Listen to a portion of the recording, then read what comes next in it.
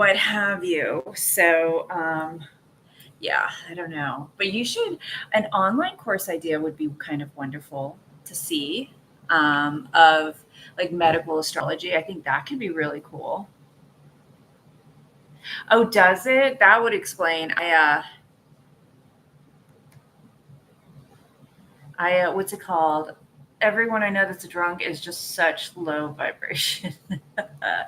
Okay, so online course ideas. So you guys interrupt me at any point if you want me to go more in depth with your course ideas.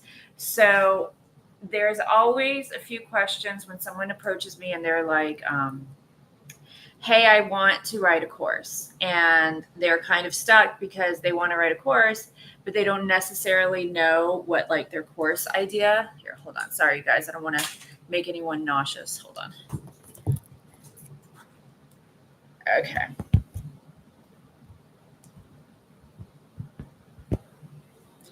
Is that better? Okay. So there's always a couple of ideas when you are doing your online course idea. And there's a couple of ways that you can do it. There's actually 5 ways. So the first one is, what is your day job? What do you get paid to do? What's your W 2? What's your W 9? Like, what do you get contracted to do? Um, and it's actually simple when you think about it, like, what do I get paid to do? And then divide that. So I am a copywriter and an instructional designer. So, for example, if I were to do copywriting, I could do email copywriting. I could do email copywriting. I could do social media copywriting. I could do legal copywriting. I could do HR copywriting. There's that. And then website copywriting. And then, well, that's more content. But then you could do editing. So then editing legal documents, editing, social media, HR communications, any of that. And then instructional design. And instructional design is my favorite thing in the world. That's why I'm a course designer. Is you like yesterday I finally figured out how to do some videos, and I was so excited because I feel like courses need videos, because I'm always very picky about not doing cognitive overload, and I feel like videos break up cognitive overload, and it just makes it easier. Video, people like videos, people are very drawn to it. So that's something really great to do. So within your day job, you have a lot of different ways to break down what you can do. Okay, so let's say that you're a healer, right? What is your modality? Let's say you're a digital marketing specialist. What is your modality? How do you heal? How do you work through that? So, what is your day job? What's your W 2? What's your W 9? The next one is, what is your day job? And then the next one is, what do people ask you about all the time? And that can be very subjective. Like, there is a girl I know who does really great hair and makeup, and she gets asked for that. I had someone send me a welcome video once, and it made specifically for me and referenced my name. Oh, that's nice. Yeah, if the more specific you can get, the better. Yeah, a welcome video. Oh, that's nice. That's nice. You know what? I joined a live the other day, and it was a great live. Honestly, it was an incredible live. Her name is Jasmine Partida, and she was incredible. And after the live was over, I followed her, and she just was like, "Thank you for coming to the live. It was great to connect." And I was like, "That's classy. Like, that's a classy broad." I was like, "That's actually kind of amazing." So um, I think something like that's great. So, what do people ask you about all of the time? And it can be something that you may not have thought of before. What do people ask you about all the time? People ask me, you know what people ask me? Is this weird? I get that question a lot. The is this weird? Um, and then let's see what else. I get asked, well, is this weird? And it's the situation. I'll get asked some marketing questions. I'll get asked some editing questions, a couple of different things. So, what do you get asked about all the time? And that could be your specialty. What do everyone has a personal brand, whether or not they want to acknowledge it. So, what you get asked about is basically your branding. So, there's that. What do you get asked about all the time? What is your special interest? What is your special interest? We're going to use neurodivergent because basically, like I say this all the time, you don't have to be an expert in like the whole process. You can just be an expert in the next step. Like, think about how many people would pay for just losing 10 pounds, losing 10 pounds in their 40s. Like, how many women, okay, so the question you get asked about a lot, they ask me what the meaning of certain animals spiritually, or if something happens to them. What? I love that. Okay. So if you were to do a course, it would be something along the lines of uh, animal spirituality, or the hidden meaning of animals in your life, or something like that. That would be great, actually. Um, I don't know if this is like applicable, but my favorite animal, I love hyenas. I love spotted hyenas, and I love all four of the hyenas. But lately, I've been very drawn to baby rhinos, and I'm like, why? What? Like, they're just so appealing to me at this moment. So I don't know what the spiritual meaning of that is. Okay, so that could be your course topic, animal communication. We'll workshop that in just like a few minutes.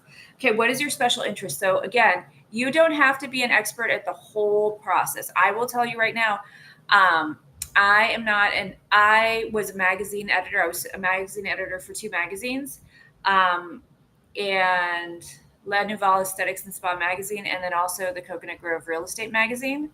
Um, and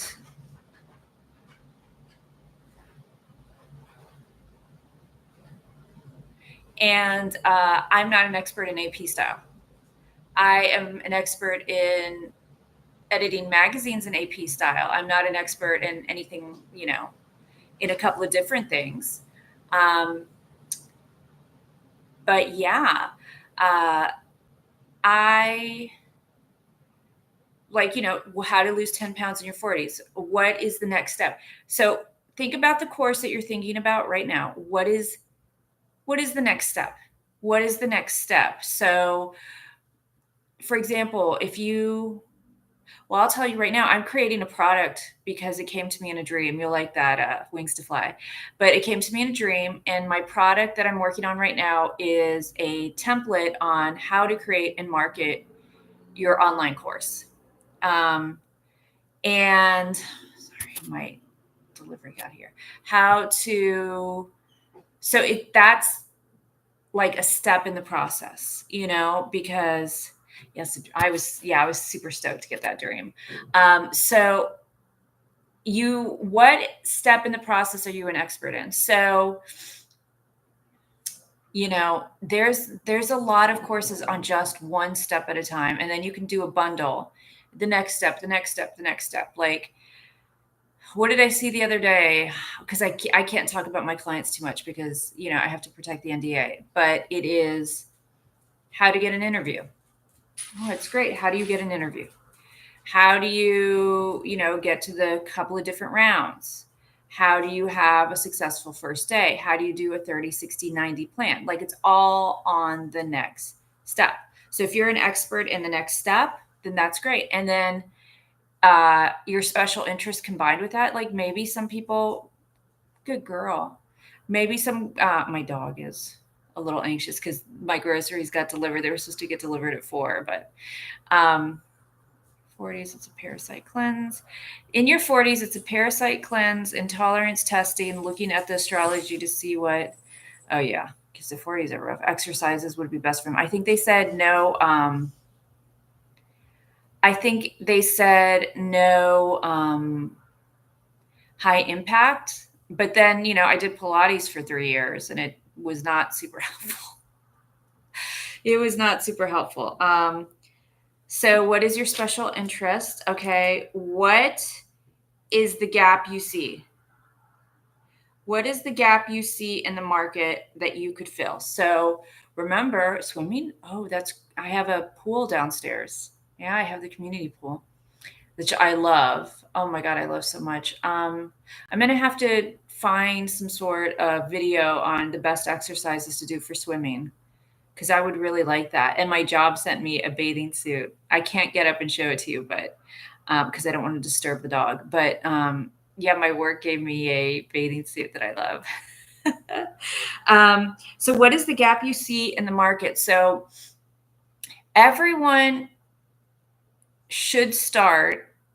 Oh, some comments have been filtered in the live. Who is being a mean girl? Who's being a Blake Lively? So when you see a gap in the market, you can see which angle you can take. Because I remember one time I was like 16 and I was super into religion. And it was like every religion sees just one piece of the elephant. So you see a gap in the market.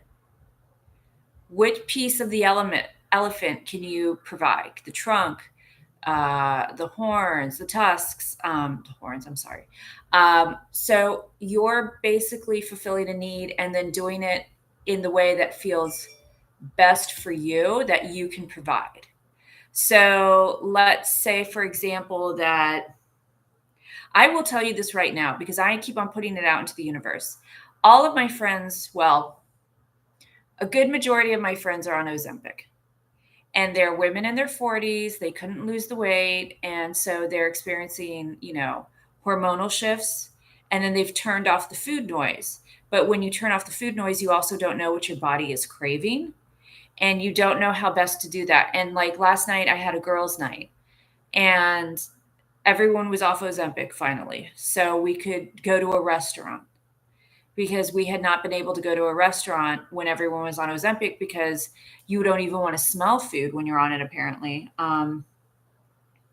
So long story short, like my friends, we could have that. So it's, women in their 40s who are dealing with hormone changes, don't know what their body craves, still have to continue because like for me, I know I have a lot of work that I have to do. I have a very intense job. The company is great, but it's a very intense job. So I can't necessarily, starve myself all day and drink nothing but bone broth like I'm Gwyneth Paltrow.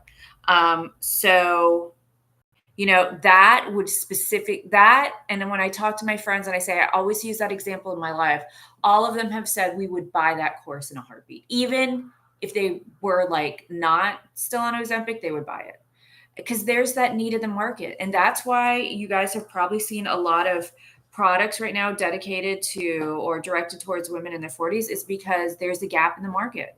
I remember when I first started marketing, everyone was like, oh, we got to get that millennial money. And it was like, yeah, millennials don't have the money. At that time, they didn't. They certainly don't now. I don't think anyone does. But the whole point was there was a gap in the market. So put in the chat if you feel comfortable. Oh, I know. I like to eat too. Put in the chat some gaps not the gap that you see, because if you don't want to share that, but what are some of the gaps that you've seen in the market? And I will tell you, women in their 40s. Now, a lot of products are dedicated to people who sit all day. And I think that's so incredible because it's like relax the back stores. And they're saying that sitting is the new smoking. So if you don't want to sit all day, there are now products geared towards that. Your back hurts from sitting all day. Think about during the pandemic, there were people who, oh my God, I worked for a nursery, freelance for a nursery during the pandemic, and people had turned their plants into their pets and their children. And so there was a big gap because a lot of people were looking to have a hobby, a special interest. And during the pandemic, people turned to plants and baking. And then there was a lot of people who didn't know how to plant, how to take care of plants, how to garden, how to do any of that. So there was a big gap there.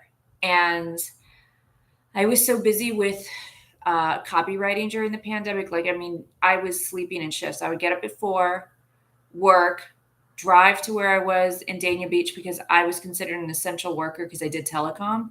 So I couldn't stay at home, which I wanted to so badly. And then I would work during the day, and then on my drive back, I would leave myself voice notes. Um, and then I would get home and I would like work until midnight. So I was like, I don't even know how I survived that. I was like basically sleeping in shifts. Ooh, Serenity Floral Designs. Okay. I would love to do, if you are interested in doing a course on florals, floral arrangements, everything like that. Oh my God, this would be great. Cause I was like, I love flowers, the language of flowers and all of that. I was Victorian in a past life, probably. But well, I'm Irish, so no, let me not say that. But floral designs, like that would be really great. Like I don't know if like during the pandemic there was a lot of interest in floral arrangements. I'm sure there had to have been. Um, and you could have done a class on the secret life of flowers, the secret language of flowers, how to do a basic floral arrangement, things like that. Because during the pandemic, anything plant related skyrocketed. I remember the nursery. So here in Miami, there's a agricultural area and it's called Homestead. And the nursery that I worked for, did the freelance for, was out in Homestead. And I mean, we had a golf cart that we had to get around in. Um, you changed nationalities in past lives too. So you could have been, well, I don't know. I don't know. So there was like, I can't remember how many acres. It was at least 30 acres of nursery. And there were these gorgeous flowers. And there was like a workshop of people getting taught flower arrangements. And I was like, that's cool. Hi, dog mom. So, when you see a gap in the market, start writing down what the gap is. So, the gap that you saw during like the pandemic was everyone is into plants. And for a lot of people during the pandemic, that was their first time having any free time at all, let alone free time to have a hobby. Like that's the ultimate, is to have a hobby. And like my hobby was always Pilates and kickboxing and all of that. But anything plant related, people didn't necessarily know how to do. So you could see that gap. Well, there's what's plant related that I have a special interest in and that maybe I get paid to do. So that could be a course idea, and the gap that you see. And here's something else that people don't, I think competition is great. I don't think that like parents should encourage like blood death competition between children, but I think competition is really great. I think if you have a competitor, and it could be a personal competitor, you can, and like a personal life competitor, what you can see what they're doing and how you can kind of improve upon it. And that could be something that, you really think about what do my competitors do that I don't do? And keep in mind, there are crowded marketplaces everywhere, but I always say there's always room for one good one. One more good one. Like I think it was Kennedy that said that. There's always room for one more good one. Like there can be a million copywriters in a room, but there's always room for one more good one. So don't worry about crowded marketplaces, because I did a video on it earlier this week. Don't worry about crowded marketplaces, because if a marketplace is crowded, that means that they're starving for information. They're starving for connection, because a lot of those courses are designed by AI and they are garbage. I've seen some of them. I bought one course because I was like, well, let me see what's going on. And it was so bad.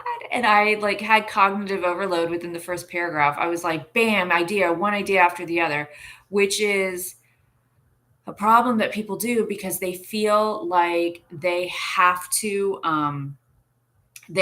give information because information is cheaper than value. You need to be able to give a lot of value, and you need to give, yeah, of course. You giving me things to think about? Yes. That's what the lives are about, baby. I want to give you guys ideas. I say that Saturday is my idea day. So I take the dog to the park and I sit under the trees and I just let the ideas flow and then I just write them all down. Um, so when you see the gap, you have to see where it could lead to in your life. So those are some ideas. So let me recap. And then if you guys have questions, put it in the chat. What is your day job? What do you get paid to do? So that's one course idea. What do people ask you about all the time? If you were getting a text message right now, what are they going to ask you about? Personal or professional? What is your special interest? Remember, you can be a specialist in one step in a process. And I mean, like I would pay good money for someone to like have, how to do lipstick, how to have the perfect hot pink lip, like people would pay for that. And that's a step in the makeup process and getting ready, and there's so many things you can do. And there's so many different niches, which we'll talk about in a second. So what is your day job? What do people ask you about all the time? What is your special interest? Because you can be an extra in something you don't get paid as long as you have a true interest in it. What is the gap that you see in the market, and what are your competitors doing personally or professionally? So those are a couple of different ideas. So here are some of the hottest ideas because I did a little bit of research. Affiliate marketing is really hot right now. I mean, like my For You page has tons of affiliate marketing, and that's great for some people. I personally don't do that, but that's great for some people. Then there's digital marketing, which is that's always going to sell.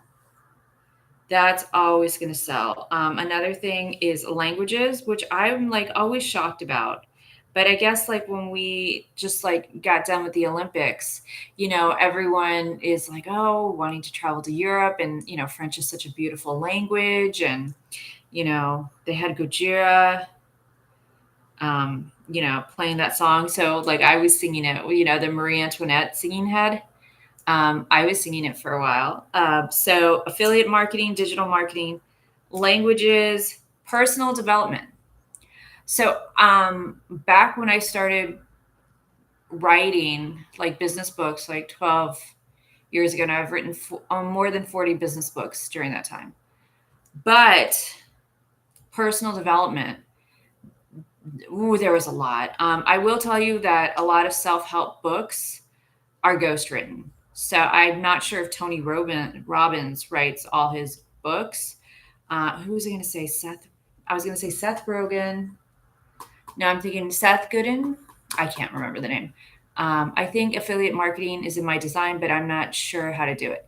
So yeah, Wings to Fly and I are both splenic projectors. 3-5 splenic projectors, and our design is supposed to be for passive income. And so passive income is also a hot topic. But yeah, I don't know the ins and outs of affiliate marketing. I just am not sure the ins and outs of it. So I never got interested in it because, during the pandemic, my like copywriting career finally took off. And then now my instructional design is taking off. So it's a lot of little things, but yeah, no, passive income for sure.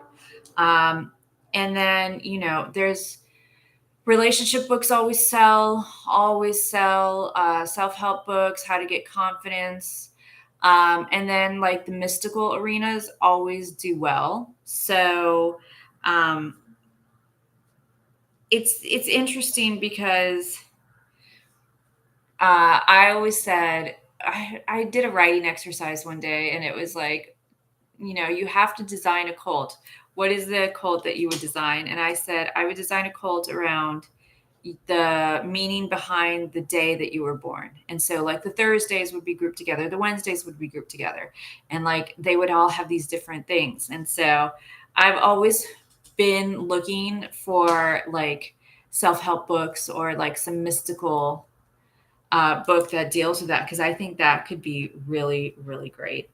So yeah, so mystical, affiliate marketing, digital marketing, languages, personal development, anything to do with passive income. Mystical arenas do well. Although they have like, there's a lot of ebb and flow within each one. Like I will say, like within the mystical community, mediums were really hot for a while, like with Teresa Caputo and I can't remember her name. That she used to call herself the Happy Medium, Kim Russo. She used to have a show that I used to love. But like things like that, like people are always willing to buy when it comes to their special interests, and people are especially willing to buy to become an expert. So remember, you are not the expert, you're birthing experts. Tyler Henry, yes. Yes. But I don't know. When Tyler Henry's like, oh, I don't know who this person is, like, and it's some like mega celebrity like Megan Fox, it's like, you know who she is. Like, that act gets a little bit old. But yeah, anything with that. So and then we are going to talk quickly about niching. So let's say that you've picked your course topic and you like super love your course topic. Okay. Now you have to start niching down. I'm going to pendulum all these options. Oh, I love that. Yes. And I don't know, Wings to Fly, did you get a chance to look at the project that I sent you, the Google Doc about how to create and market your online course? I don't know if you've got a chance to look at that yet, but I'm super happy with that one. I'm getting it formatted now, and then I'm going to put it up on Amazon because I'm so in love with this idea. But so let's say you have your great course idea. Then you have to think, well, I have my course idea. Who am I going to market it to? Who is going to be my niche? And this is something that people pay a lot of money for because they still don't understand. I have to do it later today. Perfect. What people don't understand is you have this great course idea. You have to market it to a specific target audience. Gone are the days where you could just throw spaghetti at the wall and see what sticks. People don't have time for that anymore. People like to feel very special. They like to have their marketing and course ideas customized to their pain points. So when you are niching, I gave you the example about women on Ozempic. So the other topic that the other example I've been loving is, let's say you have a niche and it's recent college graduates. So you have college graduates who had a free ride through academics or athletic scholarships. So those that got a full ride. Then you have ones whose parents paid for everything. Lucky them. No bounce checks to Bama Dining. And then those that take out student loans. So let's say that you have 3 niches right now. Okay. Those that got a full ride because of scholarships, athletic or academic. Then the next niche is those whose parents paid for everything. And then the other niche is those that got student loans. 3 separate pain points, 3 separate hopes, 3 separate mindsets. So those that got the full ride, they graduate and then they can go on to great careers and what have you. Those that got a full ride from their parents, I mean, their parents have paid for them, so they kind of have to do what their parents want them to do, because they invested in that child. So they have parental expectations that maybe someone with the other 2 groups don't have to do. And then those that have paid for college with student loans, they have to start paying those loans back. I don't know about like student loans now, but you have those that maybe had a super creative major. I was an honors English major and a history minor. So maybe, someone who had a super creative major, like let's say creative writing, like maybe they have to step into the corporate world. And then it's, well, am I now a corporate person? Am I the antithesis of what I thought I was going to be? I wanted to be a poet or what have you. So those are very separate pain points. And then there's also hopes, like someone who got a full ride, through their own volition, their athletics or their academics, like, is life gonna, like, am I gonna be accepted? I don't know. Am I gonna be accepted? What other free things can I get? What other things are available? The next one could be, free ride from your parents. Can I make my parents happy and make myself happy? And then the next group, the student loans are, how can I pay back my student loans without selling my soul? So you see how there's three specific niches, very specific hopes, very specific pain points, and there would just be different languages. Like someone who maybe had their parents pay for their college, maybe they had to attend the same college that they've been attending for generations. So they would talk about legacy and, things of that nature. And then the other ones, there's just different considerations. And so when you're niching down, you have to get super granular. Like I always tell people when they come to me, we start talking about niching, I say, can we get so granular that you like, I don't know, this is a little trashy, but can we get so granular that you feel like you're wearing their underwear? um,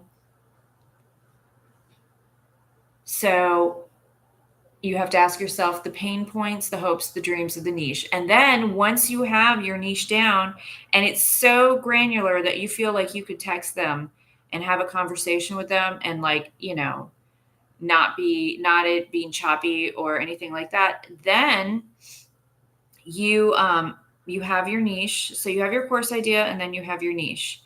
And then here's another thing that I always tell people, and they're surprised by this, but niching also works because you have to figure out what the price point is for your course. And I always say, if you're very, very new, I say between $200 to $500. And if you're someone like Gary Vee, like, you can charge whatever. But when you're first starting out, I always say between $200 and $500. I think that's fair. You have to establish yourself and, you have to build a reputation within a niche. Your reputation is everything. Like when I have, former clients, actually this happened this week, a former client called me and said, hey, can you help out with a project? It's just consulting. And I was like, sure, as long as it's consulting, it's not within my work hours, absolutely. Because I have a good reputation. When I work, I'm working hard, I'm very quiet, and I communicate well and I set good deadlines. So your reputation is super important and you build a reputation within a niche. So think about all the people like in your neighborhood, like in my old neighborhood. I had the dog park group. I had other people that I was close to. And that was my niche, was that neighborhood. And then, I started branching out, and that's kind of how niching is. Like, think of niching as a neighborhood, and all your neighbors want to root for you. Hopefully, you know, hopefully. But that's niching helps with the marketing language, and it also helps with pricing, because let's say that you pick a niche, like any niche, like maybe Star Wars or Star Trek, or those have very deep, those are people with deep pockets. People who go boating have deep pockets, within reason. I'm not saying all of them, but they have like a limit, like how much would you pay for X, Y, and Z, and people within the niche, if that's their special interest, will pay a lot.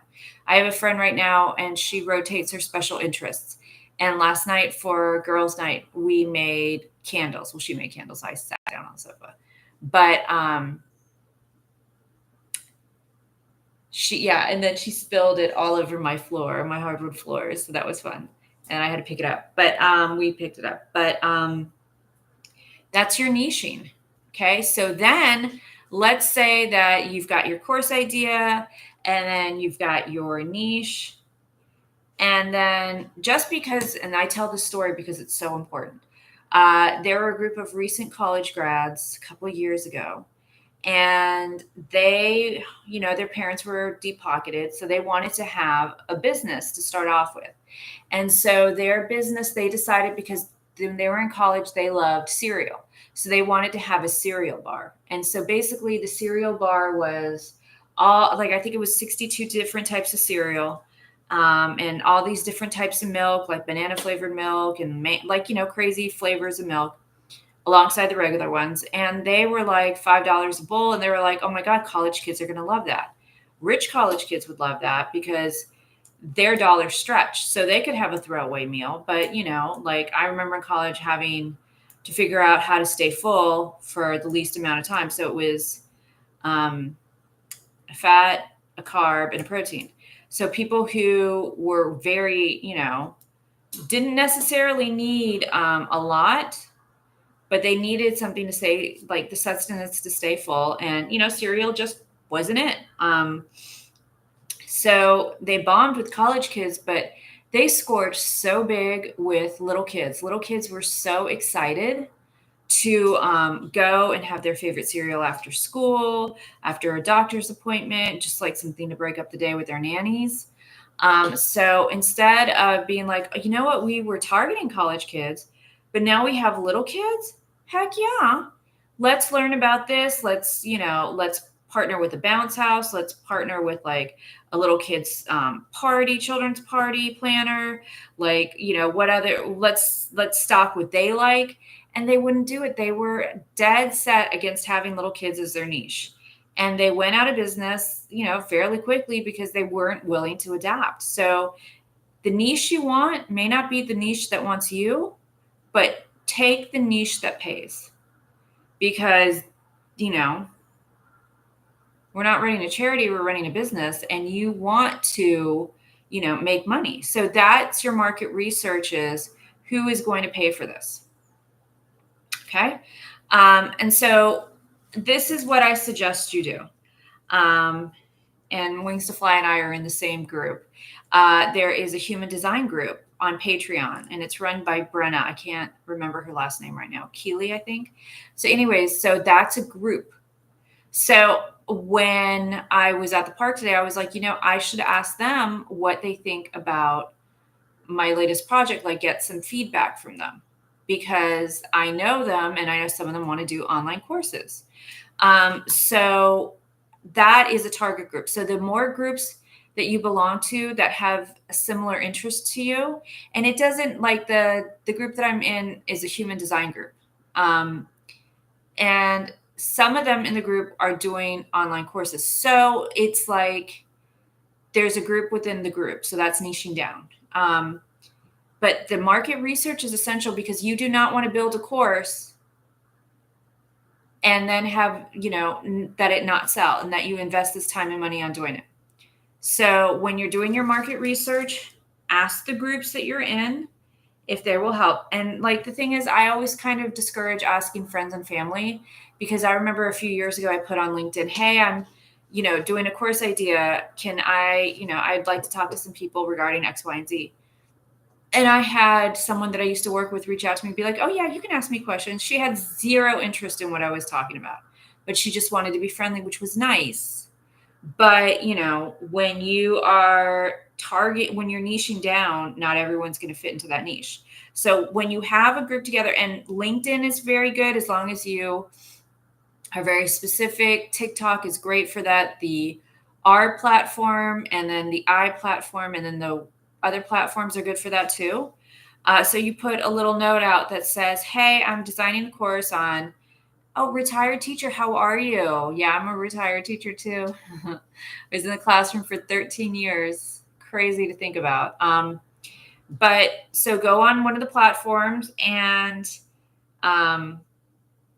just say, hey, I'm interested in providing a course on X, Y, and Z.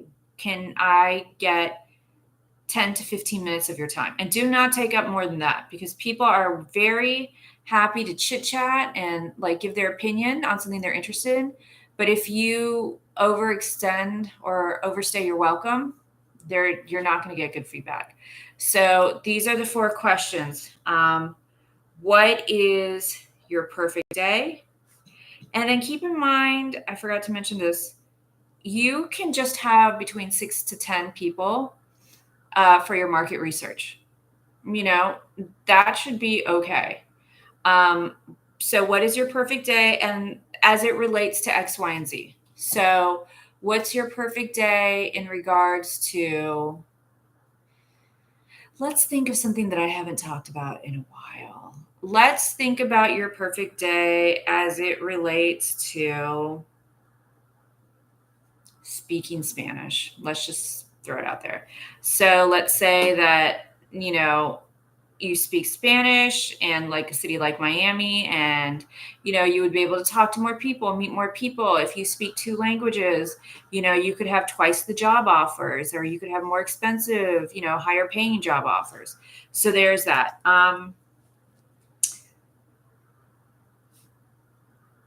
And then the next question would be, what are your pain points? And don't ask what keeps you up at night, because that used to be the other thing, but people don't really get kept up at night. Like, nothing's going to top inflation. Like, inflation will keep someone up at night. The price of food and what have you. Like, those will keep people up at night. But annoyances necessarily won't. So what is your perfect day? What are your pain points? How much would you pay for a course on XYZ? And then let them give you the answer, because everyone's budget is different and everyone prioritizes differently. Some people are willing to pay a lot more for a course, and some aren't. But, that's why you have 6 to 10, is so you can kind of, get like a middle number for it. And then your final question for market research is, would you be willing to be part of my beta testing group, or would you be willing to be part of my, would you be willing to be a part would you be willing to be my first student for my course? And most of the time, if people have stayed through the other questions, the answer is going to be yes. So you have that going for you. And so those are 4 questions. I've whittled it down as much as possible. What are 4 questions that you can use, and then you can customize them however you want to customize your market research questions. You could either for the niche or for this specific person, go for it, because people love customization, because the smaller you go, the bigger they are to pay, the bigger they're willing to pay. So you have that. So that's kind of what I have now for your market, your online course ideas. I'm going to leave it open for questions. So let me know which questions you have.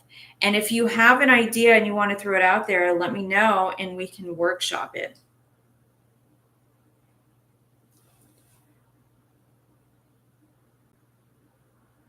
How much info in a course versus paid PDF info? Okay.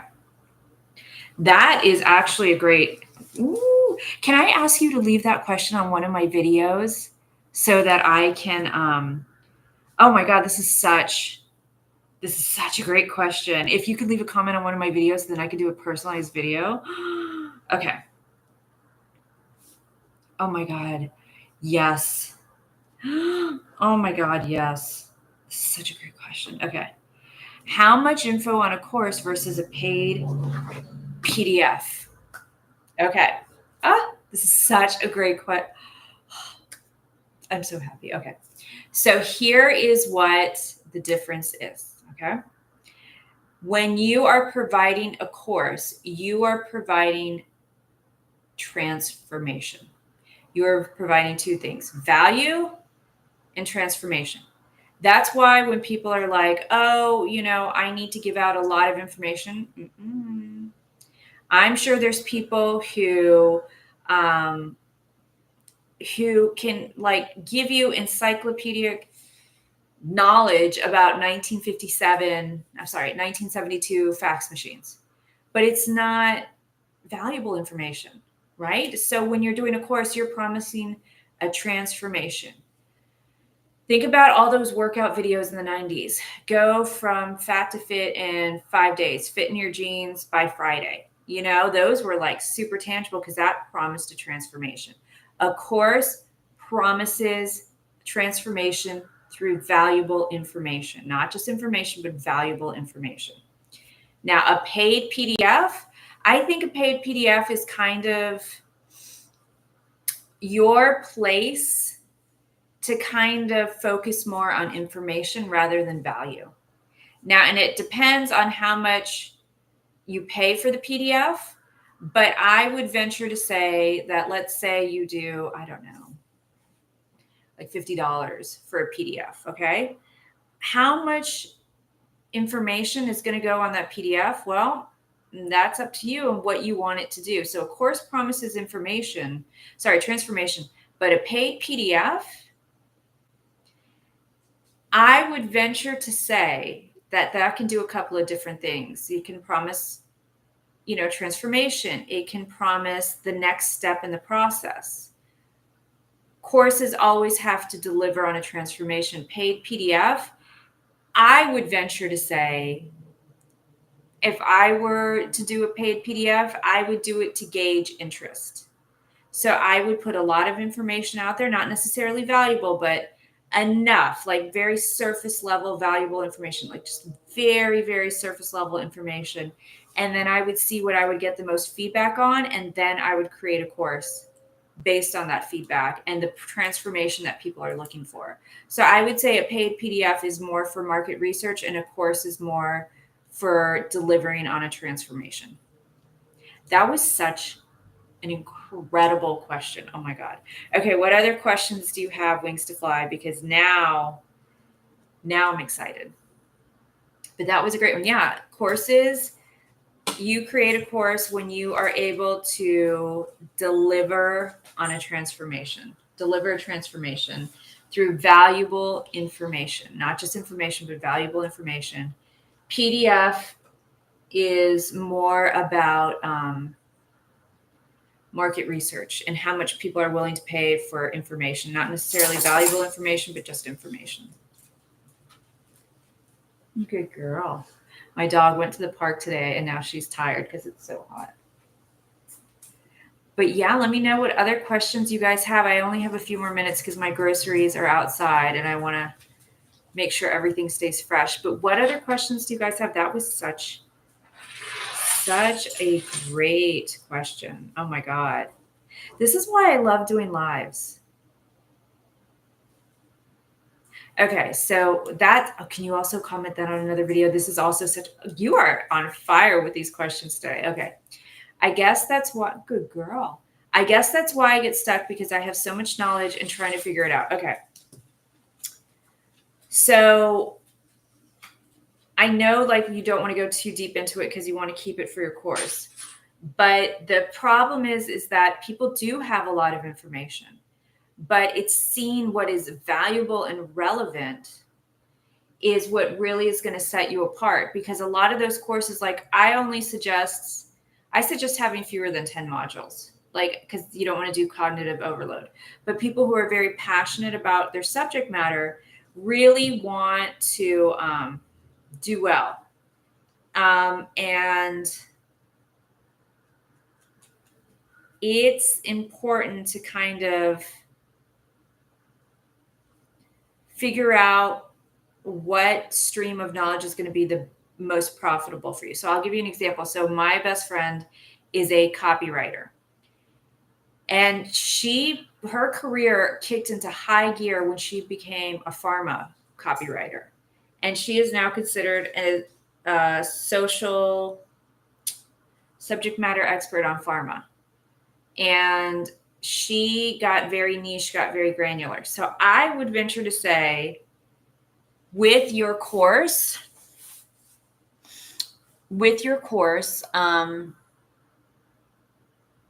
the information, I think we would just have to workshop it one-on-one because having too much information is really what's holding you back. I think that's what's holding a lot of people back is imposter syndrome and having too much information and not being able to kind of express that. And so I'm actually going to do my video series this week on that.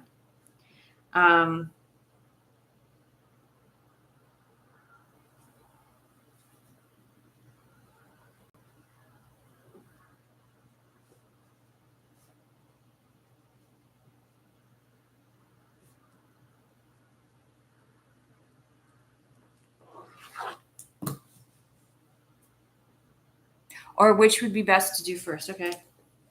I always say do the intro first because then you can bundle. So if you have like a one-on-one, like animal symbology 101, then you could, kind of pick up a few more, like,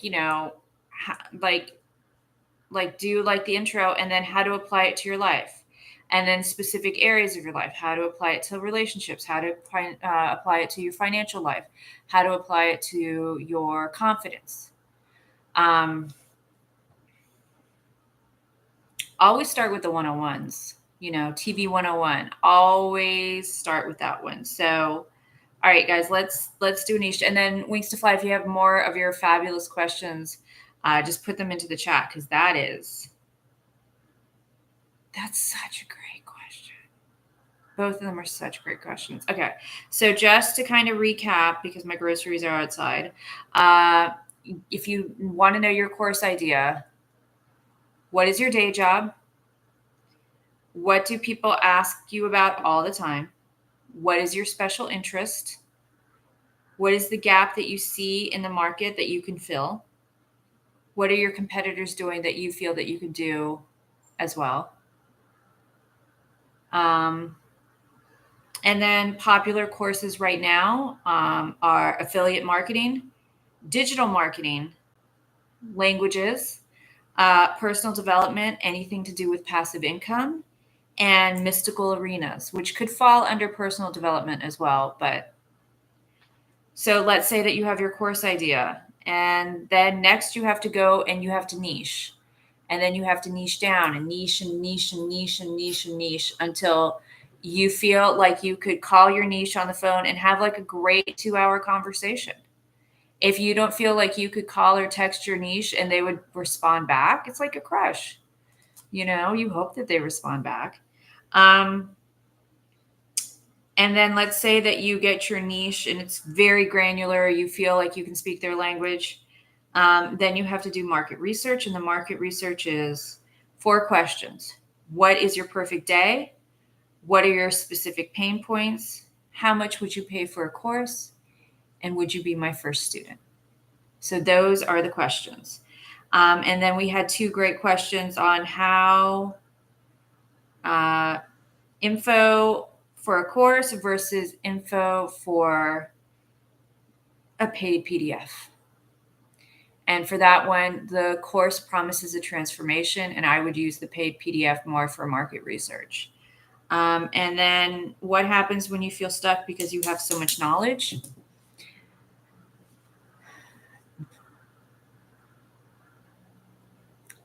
I would venture to say, what do people ask you about the most? Do you feel people would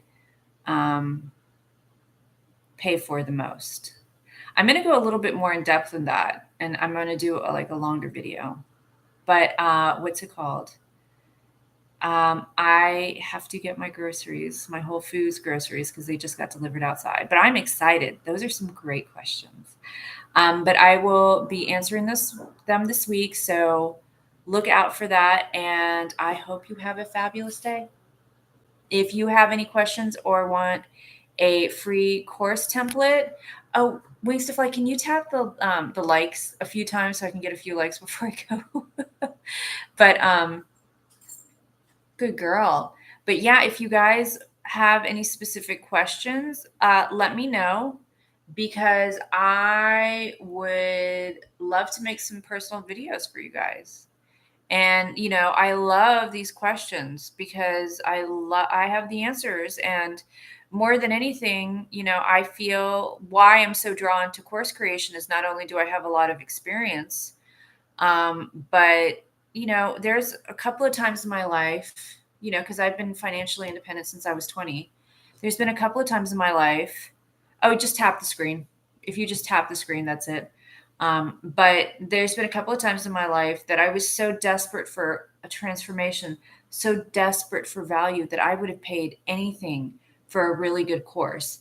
Thank you. So that's why I'm so passionate about courses.